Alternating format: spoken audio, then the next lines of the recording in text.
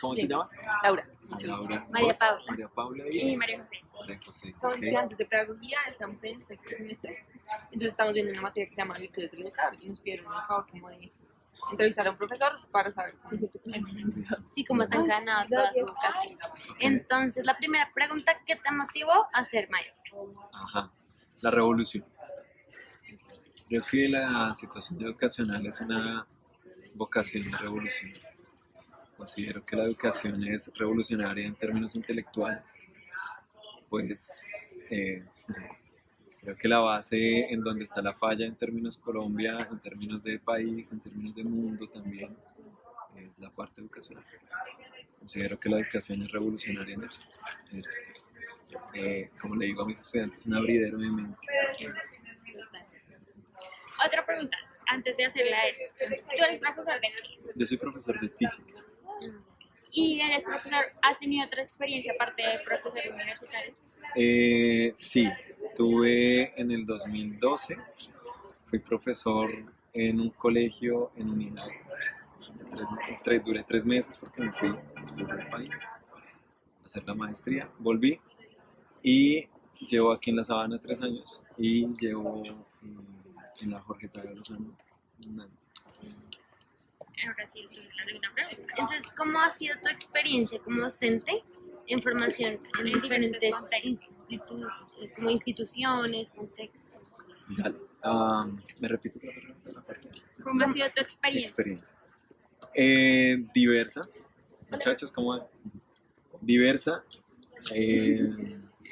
De mucho aprendizaje porque uno conoce mucha diversidad en términos de diversidad de estudiantes. Si uno hace un análisis de cómo es la población universitaria de La Sabana y la compara con la población universitaria de la Jorge Tadeo Lozano, es totalmente diferente. Y seguramente el enfoque también en términos de ingeniería, que es a lo que yo me dedico en términos de educación. Y entonces eso a uno de profesor lo motiva mucho a uno conocer también al estudiantado. Uno deja de conocer al estudiante por el código, por el nombre, sino ya tiene el estudiante una historia, que es lo que importa, tiene un nombre. Y seguramente también en la Jorge Tadeo Lozano pasa lo mismo, con un enfoque diferente. Poblaciones vulnerables cerca de la Jorge Tadeo Lozano. Conozco gente que viene de Usme, conozco gente que viene de San Cristóbal Sur, de San Blas, de Tunal, barrios sur. Entonces empieza uno a conocer también población. Deja de ser el estudiante un código, un nombre, empieza a ser. Ya que hablas de la motivación, ¿tú cómo podrías contribuir como a aumentar esa motivación, como a no perder esa innovación en el aula? Ok, te entiendo. Pues hay que, por gusto, ¿cierto?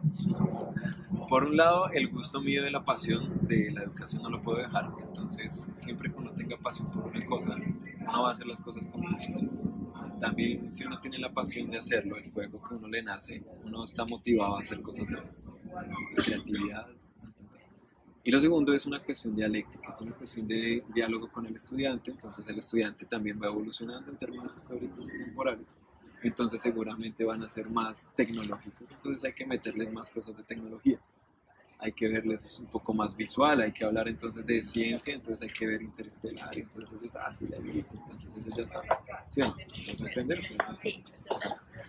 Entonces la cuestión es un poco dialéctica, por un lado la pasión que uno no la pierda, el profesor, porque no se puede perder, porque es la razón de la vida incluso. Y lo segundo es que los estudiantes también están ahí aprendiendo de uno. Entonces ellos le dan a conocer qué les gusta, entonces uno dice, bueno, a estos chicos les voy a enseñar esto de otra manera. ¿Tus expectativas que tenías antes, digamos, en tu formación, se cumplieron, se llevaron a cabo ahora? Ok, difícil porque, a ver, expectativas, más o menos.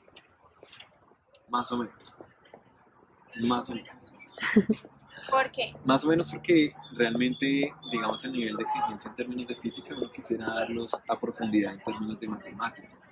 Es decir, la física es bonita en un cierto sentido, dialogado, discursivo, pero inexorablemente toca hacerlo como en matemática. Entonces a uno le gustaría dar más matemática. ¿Me hago entender? Entonces, en esa parte sí la expectativa no se cumple.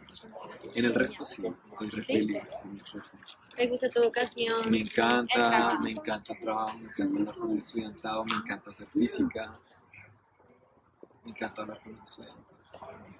Listo. Y por último, ¿cómo te ves el resto de tus años en la enseñanza?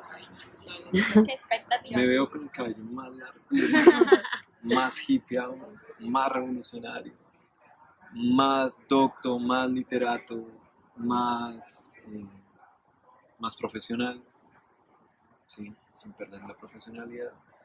Y, qué sé yo, uy, es difícil, está un poco difícil. Feliz, sí. La verdad, sí, yo creo que la pasión. Y en cuanto a tu trabajo específicamente, o sea, ¿te ves haciendo lo mismo que haces? No, cambiando. Yo creo que la trascendencia está en el cambio, en cambiar. Hay principios claves que uno no tiene que cambiar, principios básicos, honestidad, ¿sí? Qué sé yo, bueno, honestidad, a ver, pensemos virtudes, sobre todo la honestidad. Ajá. Perfeccionamiento, ¿sí?